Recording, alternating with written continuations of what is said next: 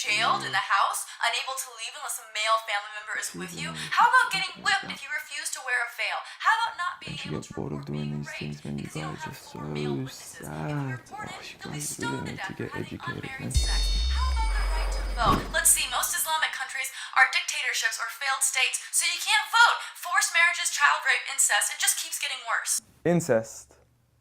Wow. I'm not sure where you're getting your information from or if you've possibly mistaken us with somebody else. Why is incest wrong? It's not clear to me that it's wrong. Okay. It's clear to me. There's an evolution. In all honesty, I'm not here to make a mockery out of you. I'm not here to criticize you. I'm not even here to question your intelligence. All I'm here to do is to give you advice. As someone who sincerely wishes the best for you and wishes the best for all of humanity, as a Muslim should be. The first advice I give to you is, please, if you want to talk about Islam, know what you're talking about. Don't be talking about some random news topic that has nothing to do with Islam. If you want to judge Islam, judge it for what's in here and on the Prophet Muhammad, peace be upon him. Speaking of the Prophet Muhammad, peace be upon him, I noticed your failed attempt at trying to draw him. I know it's worked for many others and it's made them really, really famous before, and I'm not sure if that's what you were trying to do, but please, give it up. I honestly want you to stop wasting your time and rather spend your time wisely in trying to find out who this man is. Find out what made this man the most influential man in the world. Find out what made this man one of the greatest lawgivers, the greatest lawgiver of all time. Find out what made this man the most perfect example to walk the earth. A mercy, not only to mankind, but every form of creation. This is a man who little children would run up to him because they knew how merciful he was. They knew that he would take them seriously despite their age. When he was visited by children, he would pat them on the head, while the fathers of others wouldn't even kiss their own children. At a time when people were burying their daughters alive, he was the one who gave honor to daughters. He was the one who gave honor to women. He was the one who promised paradise for the one who raised one daughter righteously.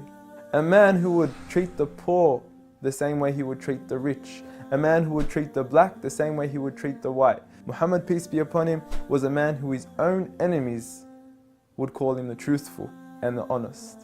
A man when his enemies would look at him in the eye, they would say, this is not the face of a liar. Even to this day, some of his worst enemies have become the most noble of his supporters after realizing that he was a man of truth. Find out why we love him. Find out why some of the companions were ready to die for him. I don't say this lightly, I mean they actually threw themselves at arrows whenever the enemies would try to assassinate Muhammad, peace be upon him. I ask you to read into the story of a companion by the name of Khubayb, may God be pleased with him, when he was crucified and tortured.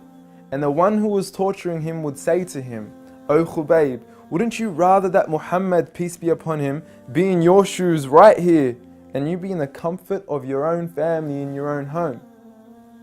He responded by saying, "I would rather be here and die than to see a thorn prick the foot of Muhammad, peace be upon him." I want you to ask yourself, why are there 1.7 billion people today all across the world that are eager to implement the way he lived to the absolute core? From the way we enter the bathroom, to the way we would govern an entire country, to the way we dress, to the way we eat, to the way we even sleep on our right side. We follow him to the absolute core. So I suggest you stop wasting your time in attacking the man that you cannot faze at all. If God, the creator of the heavens and the earth and everything in between, the one and only, has honored him, who are we to even try to dishonor him? If you don't understand what I'm trying to say, let me give you a quick experiment. What I want you to do is to walk outside tonight. Look at the brightness of the moon and go ahead and spit at it. And see what your spit does to the moon. The same way that your spit doesn't affect the brightness of the moon. The same way that your spit doesn't even reach the moon. The same way that your spit doesn't even faze the moon, is exactly what you're doing when you even try to attempt to dishonor Muhammad, peace be upon him. And if anything, when you do try to spit at the moon, you're only harming yourself. So please, stop what you're doing, stop wasting your time, and try to find out who he really was for your own benefit. Seek my advice. We want the best for you. Peace.